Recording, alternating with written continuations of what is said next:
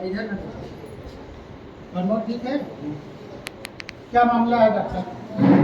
देखिए, मैं आपसे ये बताना चाहता हूँ कि विगत 1.5 साल से, आज से नहीं 1.5 साल से कम 2 बार हाई कोर्ट गए लोग, विभिन्न प्रकार के आरोप लगा के 2-3 लोग इस CSC पर ऐसे मिले बैठे हैं जो कॉन्स्पिरेसी रचते हैं सदैव, और इस तरह की कॉन्स्पिरेसी रचते हैं कि आप देखिए, मुझे हाई कोर्ट तक जाना पड़ा और हाई कोर्ट से मुझे क्लीन चिट मिली एक बार, दूसरी बार क्लीन चिट मिली, और दूसरी बार तो ये कह दिया लोगों ने कि मतलब वहाँ की जजमेंट ने कि अगर आप दोबारा आते हैं तो ऐसी स्थिति में इनको कास्ट लगा दिया जाए। उसके बाद इलेक्शन का डेट आ गई, फिर हम लोगों को पता था कि अब ये शांत रहेंगे। उसके बाद फिर जैसे इलेक्शन खत्म होता है फिर कॉन्स्पिरेसी शुरू हो जाती है। अभी आपने सुना ही है कि एक DCPM यहाँ से ट्रांसफ़र हुए हैं, यहाँ गए हैं धनुपुर, वो बराबर यहाँ पे बराबर कॉन्स्पिरेसी रचे पड़े हुए हैं। अब उन्होंने ले आकर के CHO को खड़ा कर दिए हैं। CHO आप देख ही रहे हैं, विभिन्न प्रकार के आरोप लगाए जा रहे हैं 20 दिन से। मैं चुपचाप बैठा हुआ था एक महिला के नाते कि मैं एक महिला का सम्मान करता हूं और महिला के सम्मान में मुझे कुछ बोलना नहीं चाहिए। हाँ, उनको पीड़ा है तो प्रॉपर चैनल उनके अपने पीड़ा को रख सकते थे, लेकिन ना उन्होंने यहाँ मुझे कोई लिखित दिया और ना ही मुख्य चिकित्सा अधिकारी महोदय को दिया। विभिन्न प्रकार के वीडियो वायरल करती रहती है जो एक CSC की गरिमा के लिए बहुत क्षतिपूर्ण है। मुझे तो इस शर्मिंदगी तक आना पड़ा कि मैं अगर ऐसा पड़े तो मैं अधीक्षक पद के साथ साथ मैं अपनी नौकरी भी रिजाइन करने को तैयार खड़ा हूँ। अब आज मैं ले जा करके मुख्य चिकित्सा अधिकारी महोदय के सामने ये समर्पित करूँगा। ऐसा क्यों किया जा रहा है हम लोगों द्वारा? ऐसा इसलिए कि एक CHO जो नंगा नाच रहा है और हमारे मुख्य चिकित्सा अधिकारी महोदय और हमारे डिप्टी CMO उसकी जांच नहीं कर सकते, जबकि 1 हफ्ते से मैं लिख के दिया हूँ, उसकी जांच करके उसकी सलूशन को नहीं निकालेंगे। उनकी क्या समस्या है आप सुन लीजिए, मैं नहीं सुन रहा हूँ। और हर जगह वो वीडियो बना करके यहाँ तक कि ऊपर के लेवल पर कई फेसबुक वगैरह पे सारे वायरल हो जाते हैं। उनका जो आरोप चल रहा है ये कहाँ तक सही है? उनके आरोप जो हैं बिल्कुल निराधार हैं। अगर वो कोई आरोप है उन पे तो पहली बात तो साक्ष्य ले आए। उन्होंने जैसा बताया है कि लोगों को पैसा ले लेते हैं, लोग CM के पैसे देते हैं। आज मेरे साथ इतने CHO बैठे हैं, ये देखिए आप, ये सब CHO, इनसे पूछिए, आप पूछ सकते हैं कि क्या पैसा लिया जाता है। आप ही एक जो आरोप मरने वाले आदमी हो और आपके पास साक्ष्य हो तो ले आओ सामने दो, इस चीज़ क्यों ना, और सीधा एक अधीक्षक को आरोपित कर सकते हो। अभी आपको पता है कि एक टीम आई हुई थी, उसके सामने उन्होंने अपना पूरा एक जो मेहमान होते हैं हमारे लिए, हमें उन्हें मेहमान नवाजी करना है। अब आप ऐसी स्थितियों में आप ये गाना गा रहे हो, तो मुझे तो इससे ज़्यादा शर्मिंदगी उससे और नहीं हो सकती। मुझे एक गरिमामय स्थिति बना करके ही काम करने, मैं एक सर्जन हूँ, गायनिकोलॉजिस्ट हूँ, और मैं अपने यहाँ सीजर, नसबंदी 4 ब्लॉक का, ये सब सारी चीज़ों के पीछे, मुझे इन सब के पीछे समय नहीं है। लेकिन हाँ, हमारे मुख्य चिकित्सा अधिकारी महोदय इसके बाद में सहयोग कर सकते थे। 1 हफ्ते से लेटर गया हुआ है, लेकिन उस पर कोई कार्रवाई अभी तक नहीं हुई।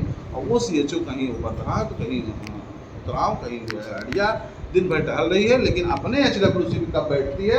मैं आज गया था उसको चेक करने, तो देखा तो उसके ई-संजीवनी 3 से 4 ट्यूब, आप समझ लीजिए। तो ना कोई निश्चय पे टीवी पे कोई कार्य किया उसने, और ना ही उसने सीरियल नंबर डाला है, ना ही उसने कोई रजिस्ट्रेशन नंबर डाला है। सरकारी कार में आप जानते हैं OPD होती है, बिना रजिस्ट्रेशन नंबर की नहीं होती है। इस मामले को लेके आप कार्रवाई क्या किए?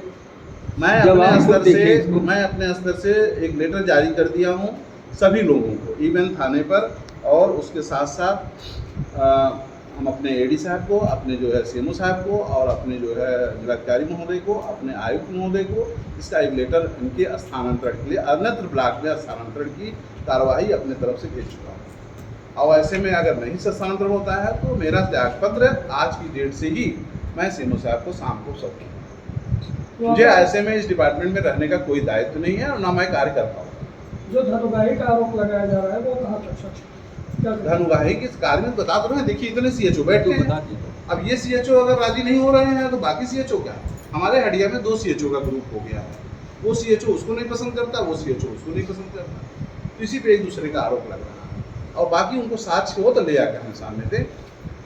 ये सब चीज़ों का कोई दायित्व नहीं है। जो बार बार वो बोल रही हैं, आज तक इतने दिन में आपको कोई साक्ष्य ले आके दे ना। ये आपसे मतलब अभी तक आप पास को पेश नहीं हुई, अभी तक आपसे कोई मुलाकात नहीं, अभी हमारी कोई नहीं। आज मैं उनके ही HWC पे गया था, जहाँ उनके कार्य देखा।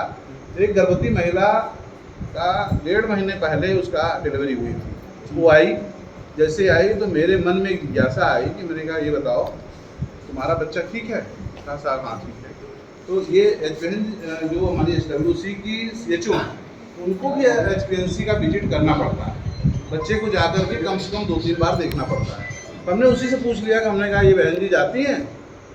उसने कहा नहीं भैया, एक बार नहीं।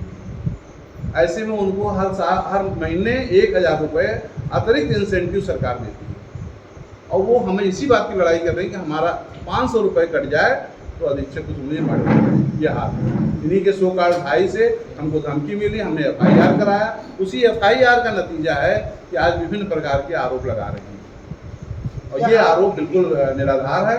और जो अपने 100 कार्ड भाई से धमकी दिलवा रही हैं, FIR करवा रही हैं, जान से मारने की धमकी, ये सरासर जो है विवेचना। इसमें और कौन कर्मचारी भी यहाँ के एक तो हम आपको सार्वजनिक रूप से कहना चाहेंगे जो BCPM यहाँ से ट्रांसफ़र हो गए हैं।